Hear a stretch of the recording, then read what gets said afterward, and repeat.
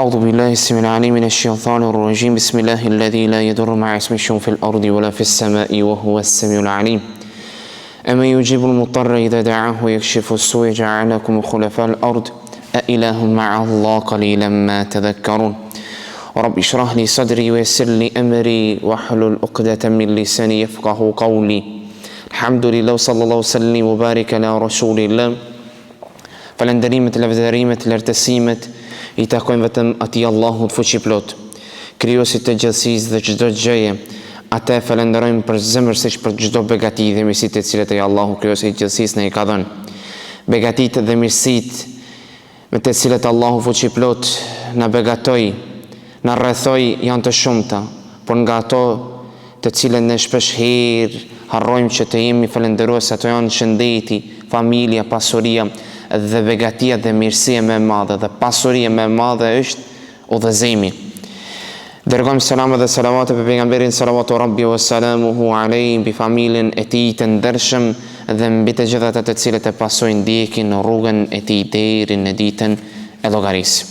Të ndershëm vëllezër dhe motra, ne me lejen e Allahut fuqiplot, sundosin e gjithësisë, vazhdojmë me mejliset e hajrit, mejliset e dobishëm dhe vazhdojmë, por së pari do të kujtojmë së pari veten dhe njëri tjetrin nga mejliset e kaluar apo mejlisin e kaluar dhe ligjëratën e kaluar, çka kemi folur shkurtimisht. Kemi përmendur 3 hadithe apo 3 transmetime. Njëri është ai nga Abdullah ibn Omeri radiallahu anhu, ku thoshte se kënaqësia ridha rabbi fi ridha al-walid wa sakhata rabbi fi sakhati al-walid. Kënaqësia e Allahut është atëherë kur janë të kënaqur prindërit dhe hidhërimi apo idhënimi I Allahut është atëherë kur janë prindërit të hidhëruar. Dhe transmetimi I dytë apo hadithi I dytë është nga Muavi ibn Hejde, ku thoshte se një njeri e kishte pyetur, apo Muaviju e kishte pyetur pejgamberin alayhi salatu wassalam, kush e meriton, kujt I takon respekti më I madh apo shoqërimi më I madh me respekt, nder dhe ndëgjueshmëri, ku pejgamberi alayhi salatu wassalam ishte pyetur 3 herë po të njëjtën pyetje dhe 3 herë kishte përgjigjur nëna yte, ummuk.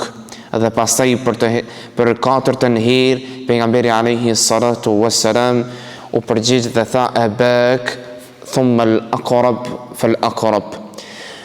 Babai yt dhe të afërmit tjerë. Dhe transmetimi I tjetër është transmetimi I fundit me të cilin ne kemi folur në mejlisin e kaluar, në ndejen e kaluar. Ai ishte hadithi ku Ata ibn Yasir na tregoi se një njeri kishte pyetur Ibn Abbasin, I kishte thënë, kam vrarë një njeri, një krijesë të Allahut fuqiplot, çka të bëj?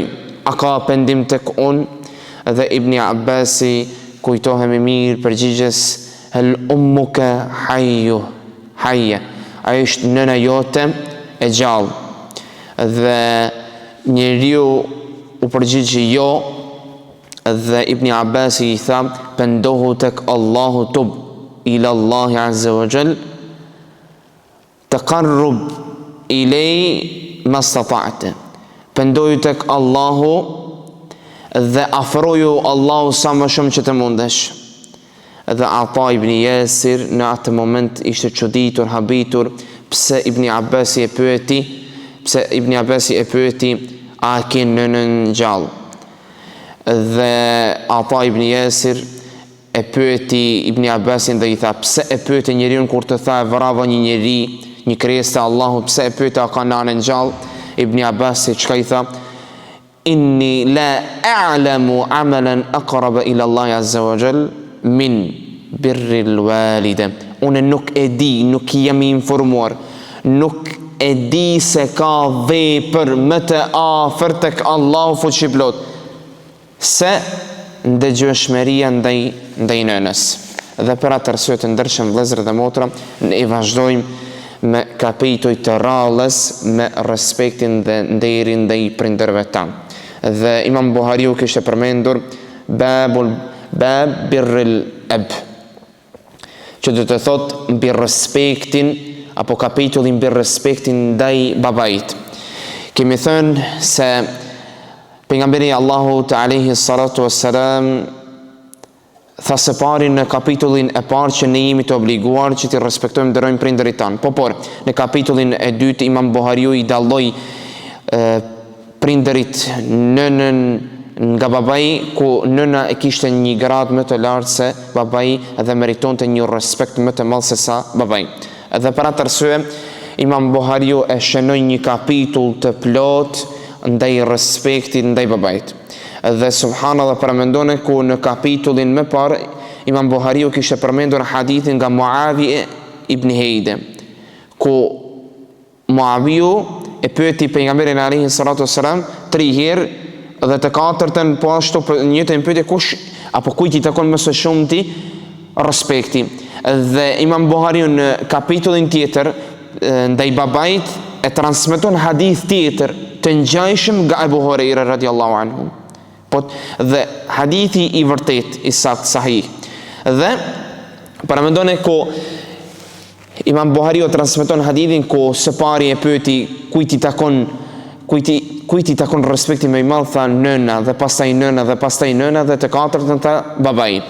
Por Imam Buhariu e transmeton dhe hadithin e dytë në këtë kapitull. Kemi thënë se në disa kapitull Imam Buhariu transmeton të një hadith, 2 apo dhe më shumë. Në këtë kapitull shënoi 2 hadithe dhe po ashtu të ngjajshëm, ku hadithi i dytë ishte nga Ebu Huraira po ashtu, dhe tha se një njeri erdhi tek pejgamberi alayhi salatu wassalam, e pyeti, po të njëjtën pyetje, kujt i takon respekti më i madh? Herën e parë tha ummuk, nënës tënde, dhe herën e dytë tha ummuk, nënës tënde, herën e tretë i tha ummuk, nënës tënde, dhe herën e katërt i tha ummuk, nënës tënde, dhe herën e pestë i tha babai tënd. Dhe nuk e përmendë në këto 2 hadithe farefisin apo fel aqrab wala aqrab. Dhe më thonë nuk i përmendi të afërmit dhe të afërmit, po tha vetëm babai. Dhe Imam Buhariu dhe komentuesit e apo këtyre haditheve dhe këtij librit Edebul Mufrad apo libras enciklopedia e debit morali të pejgamberit alayhi salatu wassalam, thonin se Imam Buhariu donte ti tregonte vlerën e madhe prindërve, e dalloi një fjalë nënën nga babai, dhe po ashtu donte Imam Buhariu që ti tregoj lexuesit se edhe babai ka një vlerë të madhe. Subhanallah, shpesh herë ka shumë nga ato ulemat që na kujtojnë se shpesh herë ne i shikojmë prindërit tanë vetëm nga xhepi, vetëm nga ana materiale. Në qoftë se prindi ka, prindi ishte mirë. Në qoftë se prindi mi plotson të gjitha dëshirat, prindi ishte mirë.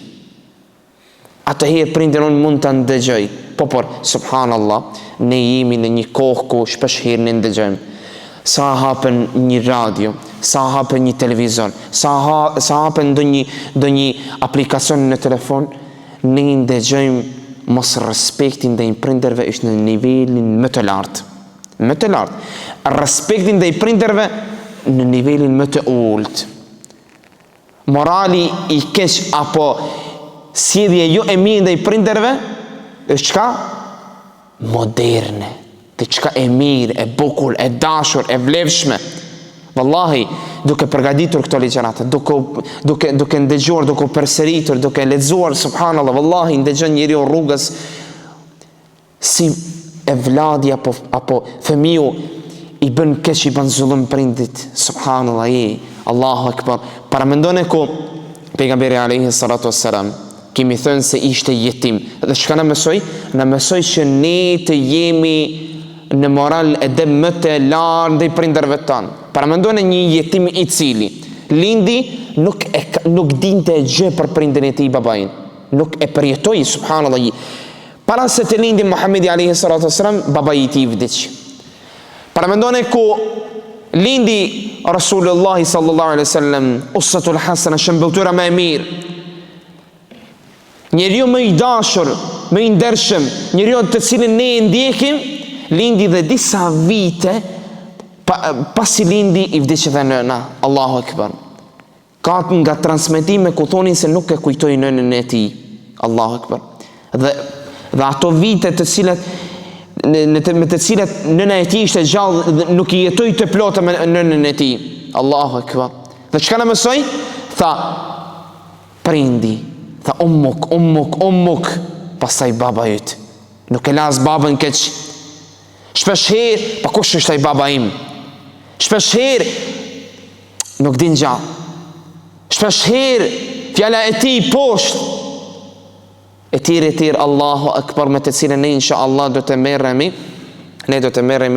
në vazhdim, ku Imam Buhariu jo vetëm se vetëm na tregoi vlerën, rëndësinë e prindërve, por dhe na tregoi mjetet, na tregoi si ne ti respektojnë, ti nderojmë ato. Jo vetëm se vetëm fjalë të kota boshe që ne duhet ti respektojmë, nderojmë, rëndësinë, vlerën e tyre, por dhe na tregoi se si ne të punojmë ato.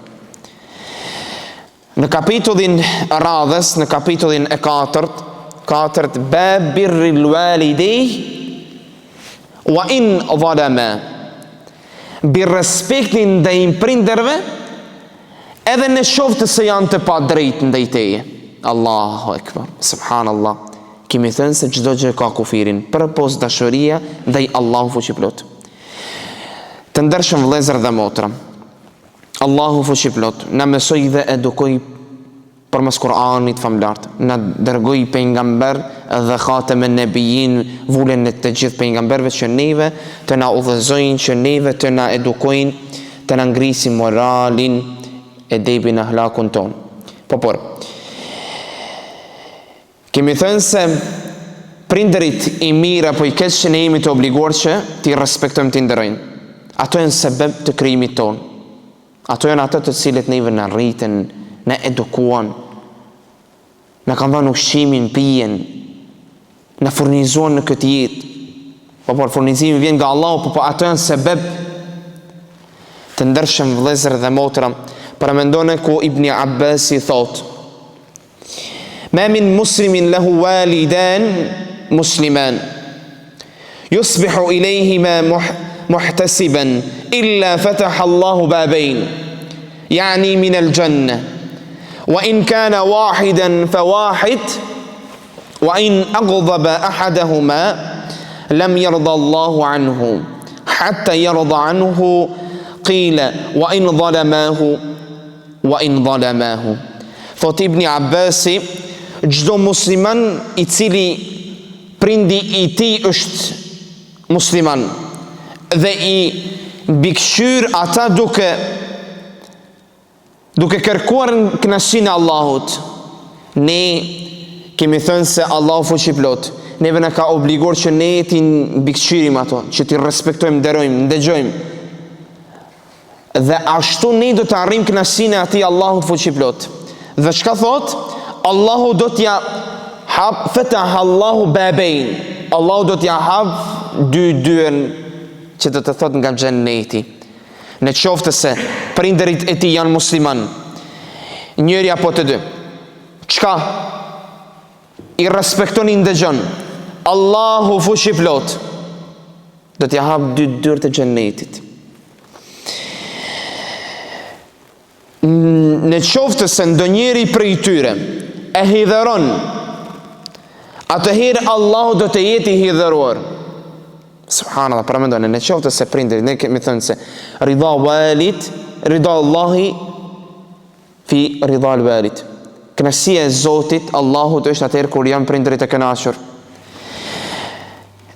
Dhe Ibn Abbasi e pyetën, po në qoftë se wa in zalamahu, në qoftë se ato janë çka? Zullumçar, në qoftë se ato janë të padrejtë. Ibn Abbasi çka thot? Wa in zalamahu. Edhe atëherë në qoftë se ato janë çka? Zullumçara apo janë të padrejtë ndaj teje. Ta marr një hak prindi, nuk ki drejtë që ti ati çka? Ti të mos respektosh, të mos ndrosh, pse se ke obligim. E ke obligim. Dhe në kapitullin e radhës, subhanallahu, Imam Buhariu, ndoshta neve nuk na duket, por Imam Buhariu, kapitulli dhe hadithet i bën që të kuptimi i tyre të jetë i ndërlidhur njëri me tjetrin. Dhe në kapitullin me njëherë thot në kapitullin e 5 bab lejnu kalam li walidejh, apo kapitulli mbi respektin dhe fjalët e buta, fjalët e mira ndaj të dyve, ndaj prindërve. Dhe çka thot? Thot Tajles ibn Mejasi ka thënë, transmeton shënon hadithin nga Tajles ibn Mejas, ku thot, kam qenë nga Nejdit, apo ishte një grup nga fraksioni i Harizhive, ku një mëkat i madh dilte nga feja. Dhe pasuesit e Nejd ibn Amir, kur bëja vepra të këqija, apo bie në vepra të këqija, në vepra të mëdha, që supozohet që ato të ishin të mëdhaja. Dhe i thot Ibn Omerit këto fjalë, dhe Ibn Omeri e pyet, cilat janë ato mëkate të mëdha, ato gjunahe të mëdha, dhe i thot këto dhe këto. Ibn Omeri i thot, këto nuk janë vepra të mëdha, mëkate të mëdha, gjunahe të mëdha, dhe Ibn Omeri po edukon atë dhe neve. Dhe thot, ato mëkatet e mëdha, gjunahe të mëdha janë manë. Dhe thot, shirk billah, dhe me thonë ti bësh Allahu shok, shirku, naudhu billah, Allahu na ruaj. Pastaj thot, vrasja e njeriut, vrasja e dikujt, një krijesë të Allahu fuqiplot, t'ja marrësh dikuj jetën, t'ja marrësh dikuj lejen që Allahu fuqiplot ja dha në këtë botë. Pastaj thot, mëkati i tretë është ikja apo dezertimin nga betejë, kur ajo është në vijim. E katërta që të shpifesh ndaj një besimtare të ndershme. Subhanallah. Pastaj thot kamata, riba. Pastaj thot ngrënia e pasurisë së jetimit. Vazhdon dhe thot, e shtatë thot ateizmi, shprehja e mosbesimit, e teta talja me muslimanit, dhe e nëntë thot që prindërit e tu të qajnë nga mos në dëgjueshmëria ndaj tyre. Allahu akbar, subhanallah. Para mendone çka i thot Ibn Omeri, Abdullah ibn Omar, djali i Omerit radhiyallahu anhum. Çka i thot? Thot nën mëkate të mëdha janë. E para thot shirku, e nënta e fundit është që prindërit e tu të vajtojnë, të qajnë nga mos dëgjueshmëria ndaj tyre. Allahu akbar, subhanallah. Ti ke bërë nga, unë dhe ti ne kemi bërë nga mëkatet e mëdha, kur prindi ynë qanë, atëherë kur ne nuk kemi të mos dëgjueshëm ndaj tyre, kur ne nuk i respektojmë, nderojmë ato. Allahu akbar, subhanallah al-azim e bihamdi. Para mendone ku Ibn Omeri i thot në vazhdim, Ibn Omeri nuk ndalet veç me këto pyetje dhe përgjigje, nuk ndalet veç me këto këshilla, dhe i thot, në qoftë se i frikësohesh zjarrit, xhenemit, dhe dëshiron të hynë në xhennet, i pyet. Dhe ky thot po, pasha Allahun po thot. Pasha Allahun po thot. Dhe Ibn Omeri i thot, a i ke prindërit gjallë? Ky thot, jo, e kam vetëm nënën. Babaj më ka vdekur, e kam vetëm nënën gjallë. Ibn Omeri i thot, në qoftë se don kënaqësinë e Allahut, në qoftë se don xhennetin, atëherë respektoje, nderoje, ndëgjoje nënën tënde, ruaje, furnizoje, kënaqe dhe largoje nga mëkatet e mëdha. Definitivisht në hadith transmetohet me do mos kjo fjalë, definitivisht do ta fitosh xhennetin, do ta fitosh kënaqësinë e Allahut fuqiplot. Allahu akbar.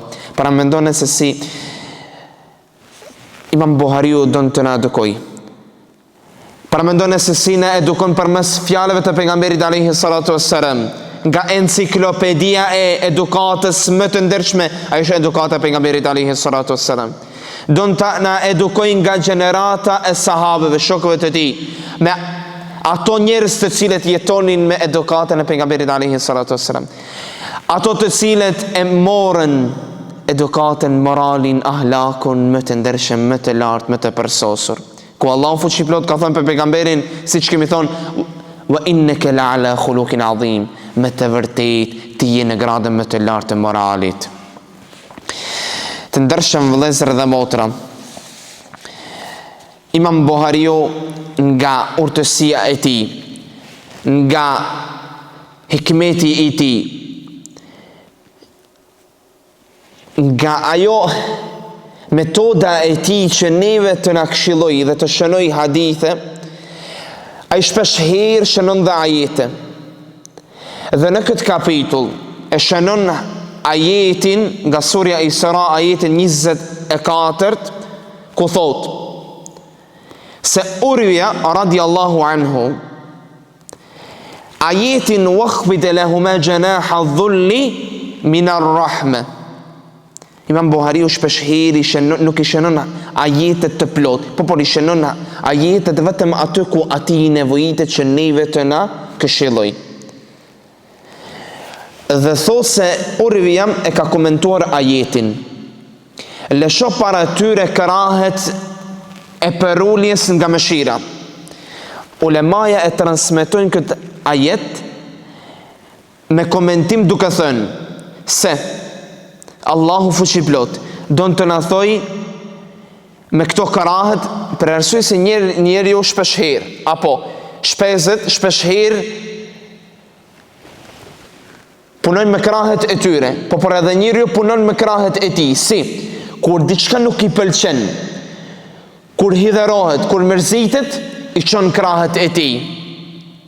Dhe shpesh herë nga natyra e njeriu të që kur nuk është i kënaqur me prindërit e tij, apo nuk është i kënaqur me diçka me të cilën vjen nga prindërit e tij, çka ndodh? Ai i çon krahet lart. Ne kemi thënë përpara se Imam Buhariu e ka përmend ajetin ku Allahu fuqiplot thotë në atë ajet, mos i thuaj prindërit e ty, wala taqul lahuma uffin, mos i thuaj atyre çka? As uf. Por si na mëson Imam Buhariu? Imam Buhariu na mëson se çdo vepër fillon nga fjala. Së pari i thot ajetin ku mos i thuaj atyre uffin, dhe pastaj i thot vepra e dytë apo puna e dytë që ne të veprojmë është nga trupi. Thot mos i çoni karahet e tyre. E transmeton apo shënon ajetin ku thot mos i çoni karahet e tyre, vetëm se vetëm çka? Të jenë karahet e mëshirës. Por në vazhdim të këtij ajeti ku Imam Buhariu nuk e ka shënuar, thuhet duaja e famshme ku ne shpeshherë duhet ta thuam, ajo është wa kul rabbirhamhuma kama rabbayani saghiran. Dhe thuaj, Zoti im, Allahu im, mëshiroj ato dy, rhamhuma, mëshiroj ato dy, sikur ato dy mua me mëshiruan, me ruajten kur unë isha i vogël. Allahu akbar. Ne dojmë të jemi nga ato të cilët çka? Të jemi kujdesshëm ndaj prindërit tanë. Urve thot për këtë ajet, mos i refuzo asgjë ata që duan. Me parë kemi thënë mos i thuaj aty në uf, dhe pastaj i thot mos i refuzo ato në çdo gjë që ato duan. Në qoftë se prindi yt don të shkojë diku, mundësoja. Në qoftë se prindi tënd i nevojitet diçka, mundësoja, jepja. Ky është nga edebi i Kur'anit. Mos i ço krahet e refuzimit. Subhanallahu, paramendoj se si na mëson Kur'ani, fjala e Allahut fuqiplot, si na mëson pejgamberi alayhi salatu wassalam. Të ndershëm vëllezër dhe motra, me do e mos këto mëxhelise duhet të jenë mëxhelise ku ne ta këshillojmë njëri tjetrin, ku ne ta përsosim të ngrisim moralin e edebin ton, ahlakun ton. Me do e mos Imam Buhariu nga urtësia hikmeti i tij Don që të na ngris moralin e debin ton dhe sidomos që të ngrisë respektin dhe nderin ton dhe i prindërve tan. Me do mos për arsye se ne ndëgjojmë dhe jemi në kohë ku janë gjëra të keqia dhe negative aktuale, sidomos mos respekti, mos ndëgjueshmëria ndaj prindërve. Edhe për atë arsye ne lutim atë Allahun fuqi plot nga ato dy dua kuranore: Rabbana ghfir li wa li walidayya wa lil mu'minina yawma yaqumu hisab. Allahu na i fal gjunahet tona, fali gjunahet e prindërve ton dhe fali gjunahet e vëllezërve besimtarëve ton në ditën e llogarisë.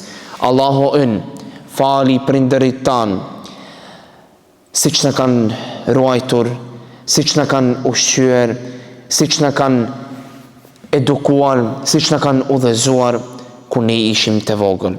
E lutim atë Allahun fuqi plot që të na ngris moralin ton, ahlakun e debin ton.